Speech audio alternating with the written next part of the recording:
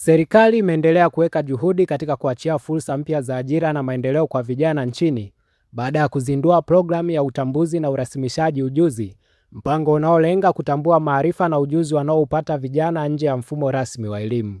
Uzinduzi huo umefanywa jijini Dodoma na Waziri wa Elimu, Sayansi na Teknolojia Profesa Adolf Mkenda, ambapo kupitia programu hiyo vijana watapatiwa nafasi ya kuthibitisha uwezo wao na kutambulika rasmi katika soko la ajira, ikilenga kuwafikia vijana 80,000 ifikapo Juni 2027.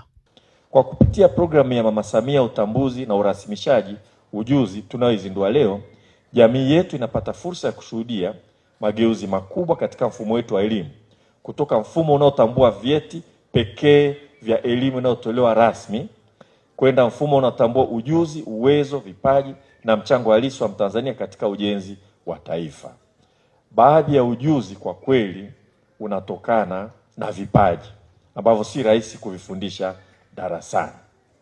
Wale wenye vipaji ambao wamejiendeleza vizuri kwa kufanya kazi wanapata fursa ya kutambuliwa na kupata vyeti ambavyo kama sera inavyosema vinaweza, kwa kufuata vigezo vinavyotambulika, wanaweza kaendelea kusoma katika ngazi nyingine za elimu kwa kutumia vyeti hivi. Lakini muhimu zaidi, vyeti hivi vinawapa uhalali wa kuweza kupata kazi mbalimbali, kupata tenda mbalimbali na kufanya kazi zao vizuri zaidi.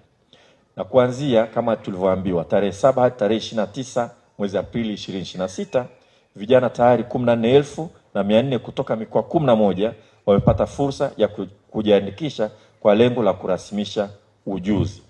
Kwa mikoa iliyoanza sasa hivi ni mkoa wa Dar es Salaam, Kilimanjaro, Arusha, Tanga, Dodoma, Singida, Manyara, Shinyanga, Tabora, Simiyu na Kigoma. Na mikoa mingine inaendelea katika duru inayofuata.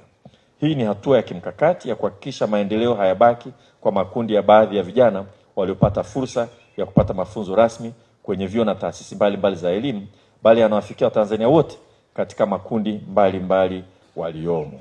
Hatua hiyo ni sehemu ya juhudi zinazoendelea kufanywa na serikali katika kuwainua wananchi wake kwa kuwapatia fursa za elimu, ajira na maendeleo, sambamba na kujenga jamii yenye ujuzi, uwezo wa kujitegemea na mchango mkubwa katika uchumi wa taifa. Mimi ni Felix George na hii ni Open Online Media.